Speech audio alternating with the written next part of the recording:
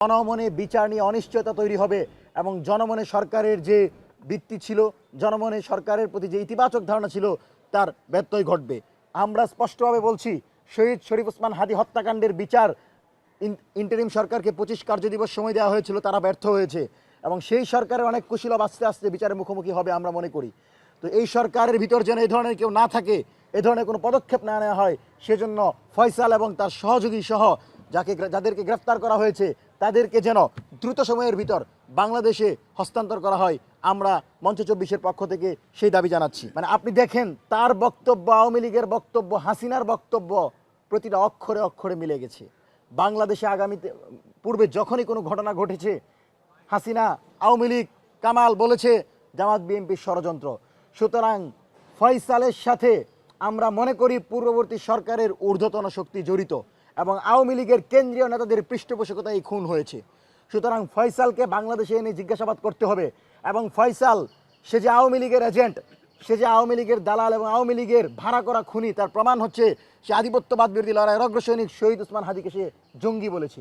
সুতরাং হাসিনার বয়ান তৈরিকারী সেই ফয়সাল বাংলাদেশের ফ্যাসিবাদ বিরোধী দলগুলোকে ট্যাগিং করতে চায়, এটা কখনো মেনে নেওয়া হবে না। সেজন্য ফয়সালকে গ্রেফতার করে বিচার প্রক্রিয়া শুরু করতে হবে এবং আওয়ামী লীগের ঊর্ধ্বতন নেতৃবৃন্দ জড়িত বলে আমরা স্পষ্টভাবে মনে করছি এবং আমরা মনে করি আওয়ামী লীগের ঊর্ধ্বতন নেতৃবৃন্দ কারা কারা জড়িত সেই কুশীলবদেরকেও খুঁজে বের করতে হবে ফয়সালকে জিজ্ঞাসাবাদের মাধ্যমে। সম্মানিত সাংবাদিক বন্ধুগণ, আপনারা জানেন যে বাংলাদেশকে ফ্যাসিবাদের দিকে যারা ঢেলে দিয়েছিল, সেই অংশটাতে শুধুমাত্র রাজনৈতিক দল ছিল না, সেখানে ছিল বিভিন্ন সাংস্কৃতিক সংগঠন, সেখানে ছিল শাহবাগীদের একটা বড় অংশ, সেখানে ছিল বড় ধরনের ভারতীয় আধিপত্যবাদী প্রক্সি গ্রুপগুলো। সেই প্রক্সি গ্রুপগুলোর সরাসরি পৃষ্ঠপোষকতায় আওয়ামী লীগ বাংলাদেশে ফ্যাসিবাদতন্ত্র কায়েম করেছিল এবং সামরিক বাহিনী থেকে শুরু করে প্রত্যেকটি বাহিনীকে দলীয়করণ করে ভারতের প্রেসক্রিপশনে বাংলাদেশের সামরিক বাহিনীকে কুণ্ঠাসা করে রাখা হয়েছিল। তাদেরকে সক্রিয়ভাবে বাংলাদেশের জনগণের জন্য কাজ করতে দেওয়া হয় নাই। মাসুদকে গ্রেফতার করা হয়েছে, ডিজিএফআইয়ের সাবেক পরিচালককে গ্রেফতার করা হয়েছে। আমরা মনে করি তারেক রহমানের সরকার এই যাত্রা যে শুরু করেছে, গুম খুনের বিচার, মানবতা বিরোধী অপরাধের বিচার যদি শেষ করতে পারে, তবেই তিনি সফলভাবে বাংলাদেশের জনগণের কাছে শহীদ প্রেসিডেন্ট জিয়াউর রহমানের মতো গ্রহণযোগ্যতা পাবেন। আমরা সেই অপেক্ষায় আছি। এই সরকার ক্ষমতা নেওয়ার পর সরকারি দল, বিরোধী দল, সকল সংগঠন, সামাজিক সংগঠনগুলো তাদেরকে বৈধতা দিয়েছে, কাউকে আমরা আন্দোলনে যেতে দেখি নাই। সুতরাং এই সরকার বাংলাদেশের অধিকাংশ জনগণের ম্যান্ডেট নিয়ে আসার পর এই সরকার বিচার প্রক্রিয়া করতে কোনো বাধা নাই।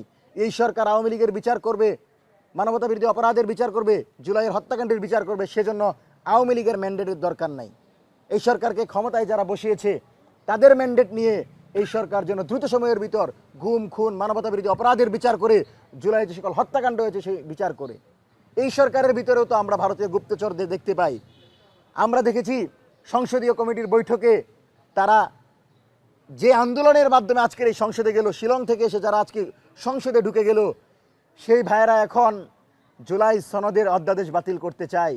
স্যার, কদিন ধরে কোমরে ব্যথা। এসপি হাসপাতালে চলে যাও। এসপি হাসপাতাল, প্রতিভাদীপ্ত চিকিৎসক ডক্টর এস চক্রবর্তী, অপারেশনবিহীন হাঁটু, কোমর, প্যারালাইসিস সহ আন্তর্জাতিক মানের চিকিৎসা ও রোগ মুক্তির নিশ্চয়তা। এসপি হাসপাতাল, অত্যাধুনিক চিকিৎসা সেবায় অতুলনীয়।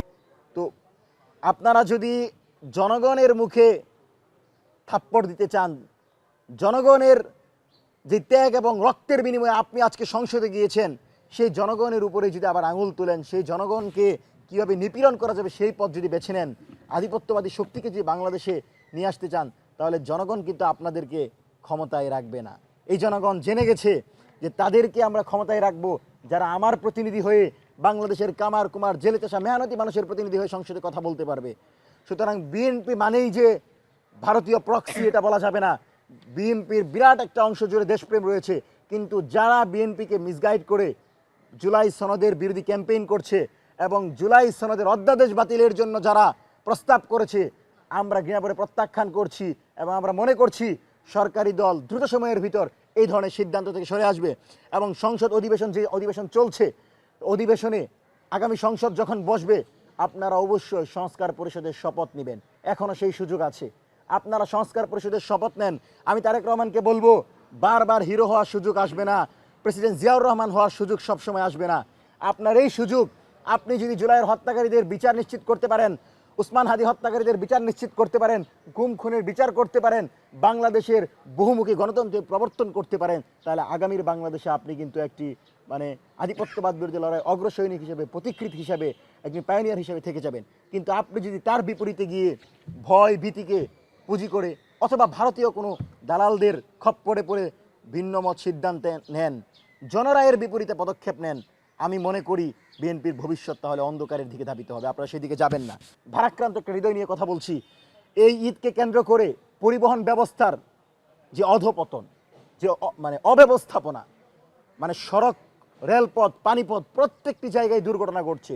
দৌলদিয়ায় 50 জন যাত্রী নিয়ে একটি বাস পড়ে গেল, 10 জন ছাড়া কেউ উঠতে পারলো না, সবাই মৃত্যুবরণ করলো, কিন্তু এই সরকারকে বিবৃতিও দিতে পারলো না, এই সরকার শোকও প্রকাশ করতে পারলো না।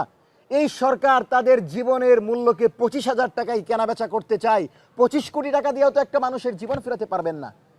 যেই বাবার হাফেজা মেয়েটা মারা গেছেন, সেই বাবা জানেন সন্তান হারানোর বেদনা।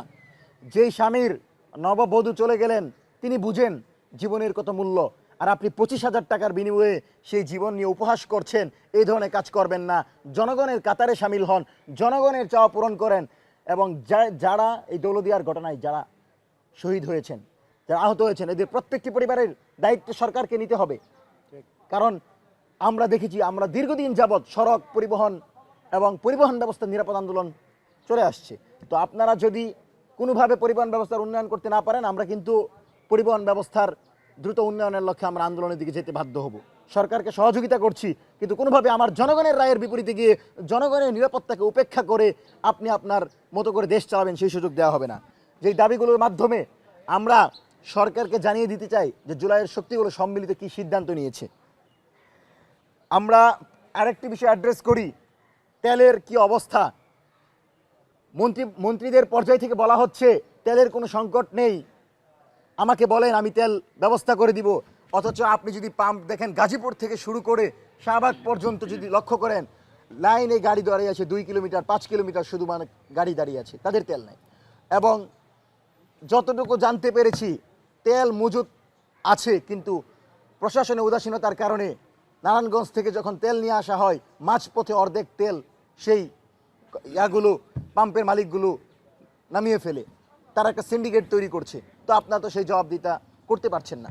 সেজন্য সরকারকে বলবো, সরকারকে বসানোই হয় জনগণের নিরাপত্তার জন্য, জনগণের অধিকারের জন্য, জনগণ যেন খাদ্য, বস্ত্র, বাসস্থান, শিক্ষা, চিকিৎসা পায়। তো এগুলো যদি নিশ্চিত করতে না পারেন, তাহলে ক্ষমতায় আপনাদেরকে বসিয়ে তো কোনো লাভ নাই।